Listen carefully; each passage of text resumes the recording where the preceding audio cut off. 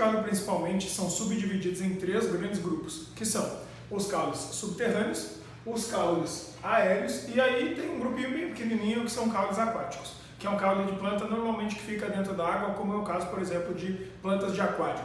Mas, nesse caso, os dois grandes grupos que nos interessam mesmo estão aqui, os subterrâneos e os caules aéreos. No primeiro caso, o caule subterrâneo que nós temos, que é bem importante, é o tubérculo. O que é o tubérculo? Normalmente é um caule aclorofilato, que apresenta nós bem evidentes, que a gente chama nesse caso aqui de zona das gemas ou brotos, e ele é armazenador de nutrientes. Então o grande exemplo que nós vamos ter de tubérculo é a batata.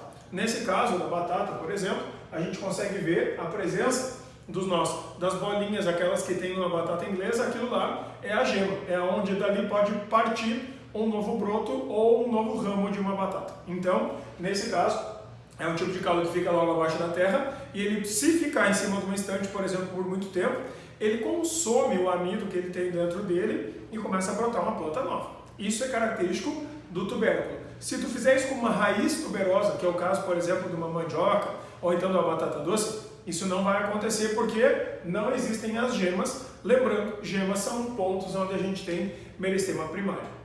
No segundo caso, a gente vai ter o bulbo. O bulbo, na verdade, ele é um caule formado por várias folhas que se associam. Cada uma dessas folhinhas aqui é chamada de catáfilo. E a gente encontra isso em plantas como, por exemplo, a cebola e o alho. Cada um dos dentes do alho, cada uma daquelas lâminas que tem na cebola é um catáfilo, que é, na verdade, uma folha armazenadora de nutrientes. Nesse caso, os bulbos podem ser divididos em simples ou compostos. No caso do simples, que é o caso da cebola, tu tem uma casca inteira que envolve a estrutura do bulbo. Já no caso do alho, a gente vai ver que é um bulbo composto, porque cada dente de alho tem sua casca individual. Então ele forma aquela cabeça do alho, que é um conjunto de vários bulbos. Tanto na cebola quanto no alho, a gente vê que embaixo existe uma plaquinha chamada de disco ou prato. É naquele lugar que nós teríamos realmente, verdadeiramente o caule. É da onde partem as raízes adventícias para baixo, que são raizezinhas, naquele caso ali, do tipo fasciculato. Então, também é um caule que armazena nutrientes, mas agora, nesse caso, formado por folhas adaptadas para a manutenção dos nutrientes sob o solo. O terceiro tipo que nós vamos ter é o rizoma. Esse rizoma, ele se parece muito com outros tipos de caule, só que ele é um caule subterrâneo e ele anda sob o solo, na horizontal, emitindo raízes a cada X espaço. Quando acontece isso, no ponto onde ele é raiz, ele pode crescer folhagens para cima, que são, na verdade, os pontos onde a gente vai ter os nós. Sendo assim, esse tipo de planta, que é representado pelas bananeiras e pelas samambaias, cresce abaixo do chão e de tempo em tempo aparece uma folhagem para o lado de fora. Aquilo que a gente vê então para o lado de cima da terra não é caule, é um pseudo-caule, é um falso caule. Quando a gente olha para uma bananeira, por exemplo, em pé, o que a gente está vendo são essas folhagens que crescem. O caule, na verdade, está ali sobre o solo. Em geral, esses caules crescem em lugares mais bem drenados, ou seja, com uma quantidade maior de água circulante, uma vez que ele ajuda a coletar a água que vai ser enviado para as folhagens. Então, na bananeira, por exemplo, é um exemplo disso, que a gente olha para cima, é um monte de folhagem. Se tu sair correndo, se jogar contra a bananeira, cai, porque é só folha que tem ali para fora. Então, a gente deve cuidar disso aí para não fazer confusão. O caule está aqui embaixo, aqui estão as raízes e o que a gente vê para o lado de fora é só folhagem. É a mesma coisa que a gente vê na samambaia, por exemplo. Aí, nós partimos para o segundo grupo, que é o grupo das plantas com caules aéreos. O primeiro caule aéreo mais popular, provavelmente, entre plantas de porte arbustivo e arbóreo, é o tronco. O que é um tronco? O tronco é um caule alto, ereto, lenhoso e ramificado. Significa que ele vai crescer para cima, para o lado do sol, ele normalmente tem porte maior, ele é lenhoso, ele é grosso, e esse tipo de caule ele deve ter ramificações. É comum e é característico de gimnospermas de porte arbóreo, que nem o pinheiro, que nem a araucária, e também em angiospermas euticotiledôneas, que são plantas que podem virar árvore. Nesse caso, a gente vê então que o caulezinho tem aquele porte mais de árvore, tem ramificações de galhos para cima, e ele é todo lenhoso, né? Ele é mais rígido, ele é mais endurecido, tem lignificação, tem esclerenquimatização, então é aquilo que nós vamos encontrar em árvores, resumidamente. Em plantas como, por exemplo, gimnospermas, araucária, laranjeira e eucalipto, né? Então, lembrando que o eucalipto é uma planta que tem um tronco gigante, só que é uma planta exótica no Brasil, ela não era daqui, ela veio lá da Austrália. Então, nós entramos no próximo grupo, que é um outro tipo de árvore, e é uma exceção, chamada estipe. O caule do tipo estipe é um caule que parece uma árvore, só que ele é uma vara reta para o céu. E essa árvore, essa vara reta para o céu, ela na verdade vai ter um único ponto onde a gente pode encontrar meristema primário, que é bem no topo, bem em cima, mais ou menos aqui assim, no meio das folhagens. Isso é o que a gente encontra no coqueiro, em toda a família das palmeiras, assim como, por exemplo, o açaizeiro, o babaçu, ainda o palmiteiro e um bem típico do sul do Brasil, que são os butiazeiros. Nesse caso, todas essas plantas elas têm um caule que aparece com anéis de crescimento. Esses anéis de crescimento são chamados de anéis estivais, que significa cada anel cresce em uma estação do ano. Que no caso das plantas é frio ou calor. Não tem outono, primavera, verão, né? É só duas. Ou é frio ou é calor. Aí nesse caso, o que acaba acontecendo aqui, um anel cresceu no período outono e inverno. A outra anel vai crescer no período primavera e verão. Sendo assim, a cada 2 anéis a gente tem um ano de vida da planta. Então nessas plantas, se eu pegar e começar a contar todo o número de anéis que ela tem e dividir por 2, eu sei a idade que aquela planta tem. Então esses anéis estivais são os anéis que ajudam a identificar o crescimento do vegetal. Essas plantas têm meristema primário com broto só no topo, bem em cima. Significa que se eu podar, se eu cortar essa parte de cima, acabou a planta, ela morre ali. Então esses coqueiros que o pessoal usa para separar as avenidas e bota no canteiro do meio, são plantas boas porque elas não têm um sistema radicular muito profundo. E aí a gente deve lembrar, se não tem raízes que vão muito profundo, elas não destroem calçamento, não destroem os canos que passam ali embaixo, não levanta a calçada, então não é uma planta boa de se colocar nos canteiros. Esse tipo de planta aqui, ela é uma planta muito popular no Brasil, em todo o Brasil, e cada lugar do Brasil tem algumas espécies específicas. A gente deve cuidar bastante que o estipe ele é uma exceção entre as monocotiledôneas, porque a única monocotiledônea é o único grupo de plantas assim que pode ter porte arbóreo, que pode virar árvore, se tiver caule do tipo estipe. Senão, todas são plantas pequenas e herbáceas. Então, nós temos um outro tipo de planta, que também é uma monocotiledônea, também é super famosa, também é popular, que são aquelas que apresentam caule do tipo colmo. O colmo, na verdade, não é uma planta que vira árvore, até pode ficar alta, mas não árvore. São plantas pequenas, como é o caso, por exemplo, dos colmos ocos, que são aqueles que por dentro é vazado, que é o caso do bambu e da taquara, que o pessoal usa muito para fazer varinha de pesca. Além disso, nós podemos ter um colmo com recheio, que é o que a gente encontra no pé de milho, que é o que a gente encontra na cana de açúcar, que tem açúcar e água lá dentro. Então, o que a gente tem no colmo que destaca ele? São plantas de porte assim herbáceo, não chega a ser um arbusto porque não tem caule lenhoso. Mas ele apresenta divisão do caule em gomos, que são setores assim exatamente de mesmo tamanho.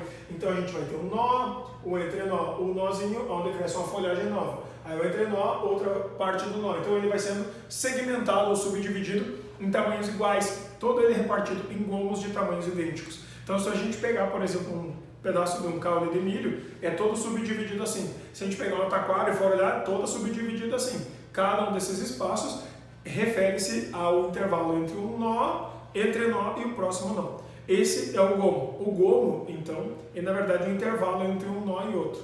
E aí a gente deve lembrar, como é na região do nó que aparecem, então, os meristemas primários, é só nessas áreas que pode crescer folhagem, flores ou frutos. No caso, por exemplo, a espiga de milho só pode crescer nessa área aqui, onde ela vai estar ligada diretamente no nó, ou ligada nessa outra área aqui, onde ela está ligada no nó. Então sempre tem que estar ligado nessas zonas transversais, nessas linhas transversais que correspondem então aos nós, onde a gente vai ter o brotamento de folhas, de flores, de frutos, etc. Então no caso do colmo é esse caule dividido em gomos que são alongados, que é a parte do entrenó.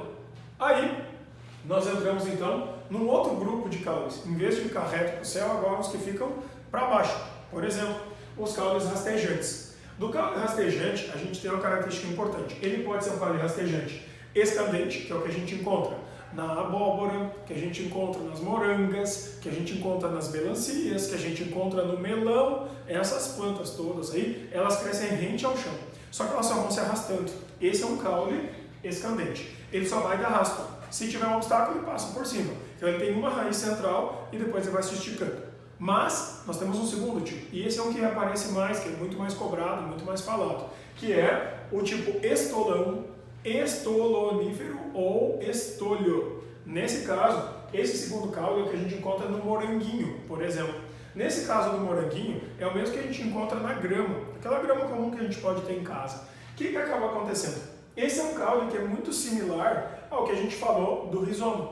É um caule que cresce na horizontal, só que agora, em vez de estar embaixo do chão, que é o caso do rizoma, ele está acima do chão, está logo acima do solo. E ele vai crescendo, crescendo, depois, pum, enraiza. Aí cresce, cresce, pum, enraiza. Então, de uma planta só, tu pode criar uma lavoura inteira. É o que acontece normalmente com os moranguinhos. O moranguinho, aquele vermelhinho. O que acontece? O caule cresce na horizontal e a cada X centímetros ele emite uma raiz numa zona onde é que tem o nó, ou meristema primário. E aí ele enfia aquela raiz para o chão. Aí cresce mais um pouco para o lado, no outro nó ele vai crescer folhas para cima, raízes para baixo.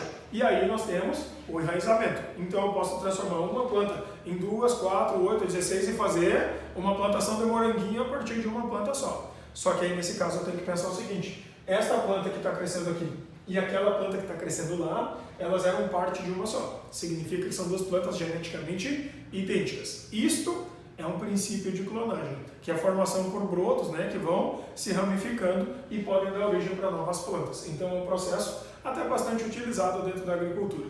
Então, nesse caso, o caule estolonífero, ele vai ter emissão de raízes a cada X intervalo de centímetros ali, fazendo com que uma planta possa se ramificar, dando origem para várias outras. Esse é um mecanismo de reprodução vegetativa, que significa não tem nada a ver com reprodução sexuada e não tem nada a ver com gametas.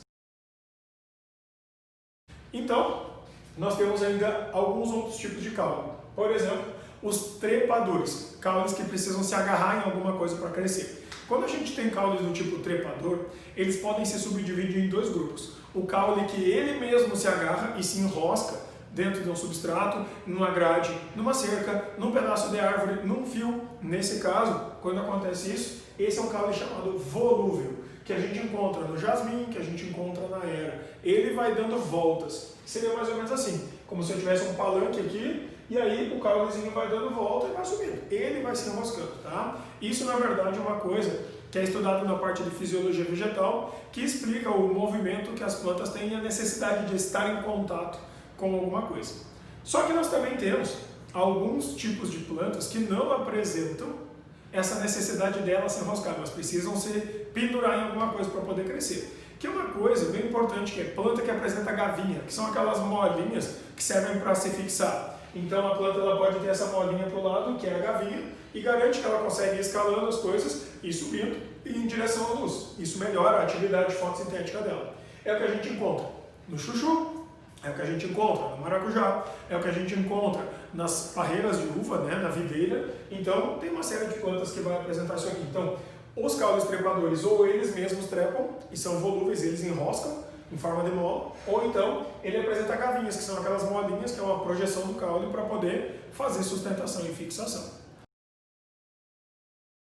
Então, nós finalizamos com os dois últimos tipos de caules aéreos mais comuns, que são os caules verdes fotossintetizantes. Normalmente esses caules verdes fotossintetizantes, eles têm estruturas de caule na forma de uma aba, de uma placa fina, estreita, para pegar muita luz solar. Segundo, ele é um caule que não vai ter casca marrom, ele não vai suberificar a casca. Ele vai ter sempre epiderme para ele poder sempre ser verde. Sendo assim, esse caule é que assume o papel de fotossíntese em vez das folhagens fazerem isso. Então, quando acontece isso, a gente tem a formação de uma planta que não tem folhas. Caso as folhas existam, elas são extremamente pequenas e reduzidas. E essa planta normalmente vai ter adaptações para coletar luz solar. Então, esse caule fotossintetizante é chamado de cladódio.